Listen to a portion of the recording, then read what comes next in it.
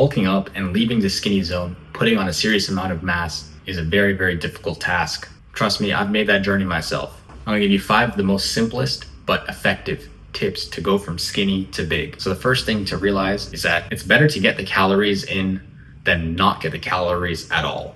What do I mean by that? A lot of people obsess over the kind of food that they eat. Is their food clean? Does it have enough protein? These kind of factors. Now, of course, yes, that does matter to some extent. You don't want to get all your calories from French fries or pizzas. However, there's gonna be a lot of times where you're going to realize that you're short on calories and you don't really feel like eating any more, chicken or rice and chicken or any of your usual standard foods like pasta. You gotta realize that it's better to get the calories somehow, some way, than not get those calories at all. Even if that means eating a pizza, even if that means eating a tub of ice cream, eating fast food, McDonald's, whatever the method you use to do it, it's still better than not getting the calories at all. If you want to bulk up, if you want to gain muscle mass, you need to have a surplus. If you don't have that surplus, you're not going to gain weight. It's as simple as that. And so yes, while it is best to eat, hearty, healthy foods like rice and chicken, pastas, some days your appetite, especially on days when you don't go to the gym, your appetite might not be as much as you need it to be in order to make those calories. And so sometimes you're just going to have to eat an ice cream, eat some pizza, or find a way to make those calories. Listen, man, you're skinny, so you don't need to worry about eating unhealthy that much. You're not gonna go from a skinny bitch to like a fucking fat ass in like 2 days. It's not gonna happen. There's a long process. You've been struggling to gain weight your entire life. So there's nothing to be afraid of when it comes to, eating unclean calories. You don't need to obsess over that. It's not nearly as detrimental as you might think it is. A lot of us have limiting beliefs when it comes to food. All right, number 2, eating is part of your job now. Eating is work. So you gotta realize when you take on this mission of bulking up, gaining mass, eating is no longer some fun social thing that you do at school with your friends or with family or for events. It's no longer something you do for pleasure or for taste. It's no longer something you do just out of habit. You're not just throwing shit randomly in your mouth. Eating is now work. Make sure that you set aside proper meal times where you can eat lots of food, at least twice a day. You have to understand that this is your body's fuel and sustenance. This is what's going to carry your body to gaining weight. This is literally the only thing that matters, you eating in the surplus. So it is literally your job. So you need to actually put aside time twice a day and make those calories, make those meals happen. A lot of skinny guys, they just kind of put the meals off for later, or they'll just eat something small and say, I'll eat the rest later, and then they won't do it. You have to realize this is part of your job. This is an absolute priority.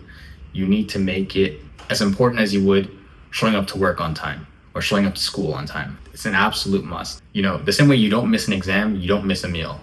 It's part of your work. It's very, very important to you. The third thing I would say is eat fast. So when you're hungry, you can actually eat a lot. And a lot of people don't realize what a lot is. Basically, if you've ever experienced real hunger, like where you're like, I can eat a horse, you can visualize yourself eating 2 to 3 full plates of food, right? You can actually do that if you eat fast. Eating fast allows you to put away all of those calories and gain significant amounts of weight. I'm not saying race to eat your food. I'm not saying, eat it so fast that you risk choking and like dying or anything like that. But again, like I said before, it ties into the last point. Treat it like your mission because it's very, very important. And make sure that you eat very diligently. Like you do an exam. You do an exam diligently, you eat very diligently. You're focused on the food, you're putting it away. If you eat slowly, if you take your time, you take a couple bites, then you're going on your phone, what's going to happen is your body's not going to feel hungry anymore. It's going to process that you've eaten those 2 bites. Now you've waited 10 minutes and now you're not hungry anymore. It's just the way your body works. In reality, you actually don't need a lot of food to survive. So what happens is it's just very hard to eat a lot of food. So use your eating windows to eat fast and eat a lot of food in that time period. The fourth thing is drink lots of water. So drinking water increases your appetite. It actually expands your stomach. I truly believe a lot of skinny guys struggle to eat a lot of food because they just don't drink a lot of water. Drinking water is necessary, part of being a healthy human being. Drinking water expands your stomach and makes it better to absorb more food. On top of that, there's another strategy with water which professional eaters use, which is professional eaters where they eat like those hot dogs, they eat like 70 hot dogs in like I don't know what the time limit is, but they eat it like very fast, right? And the strategy is like they drink water while eating. You might think, oh, doesn't that take up space? The water actually compresses the food and creates more space for them to eat more food. So I'm not saying, be a professional eater, but you might be able to use this to your advantage. If you've eaten only a little bit of food and you're already feeling quite full, maybe drink some water and allow yourself to feel that food being compressed. You might have to burp, but it creates space in your stomach, which allows you to eat more food. If you feel like you can only eat a little bit of food at a time, eat that food, drink some water, and then see if you create more space. It could be the strategy that unlocks your appetite. Guys, before I give you the last tip, be sure to check out my free starter kit in the description below. It's got routines, it's got training tips, and it's got diet plans. It's completely for free. Be sure to check it out in the link below. But anyways, for tip number 5, it's be sure to actually push yourself very hard. So I don't want to be mean or rude, and I'm not trying to put myself above other people.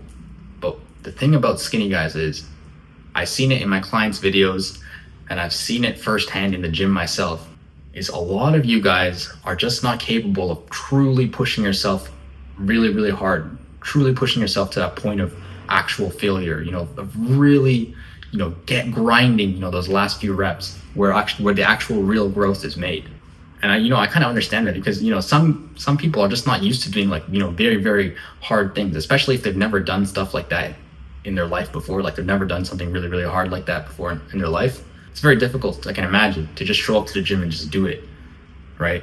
It's something that takes a bit of practice, takes a bit of training and guidance. Luckily for me, I grew up playing soccer, youth soccer, and I had one of those old school drill sergeant coaches who would like really push us to our maximum. He knows how to get the absolute most out of his players.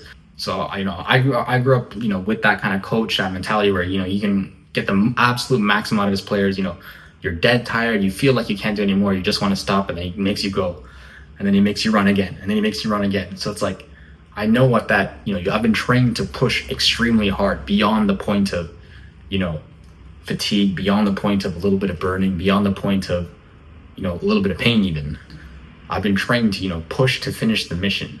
And so, luckily for me, I had that background of training very hard, being pushed very hard. I had that kind of background going into the gym. And so I was able to kind of, relate that and, see success in the gym because of that. But I understand that, not everyone is as privileged as I was to have that kind of background. Some people, they weren't lucky enough to be playing sports when they were younger. They didn't have those kind of opportunities.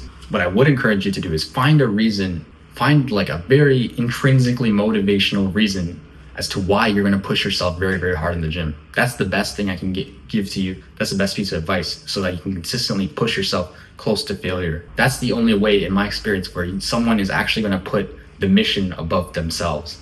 When they have that reason, that's when you can train very, very hard, push yourself close to the point of failure, and actually see success. Some people, they just want to go to the gym, they just want to gain weight, they want to do it because they want to look better, they want to feel a little bit better, they want to get women.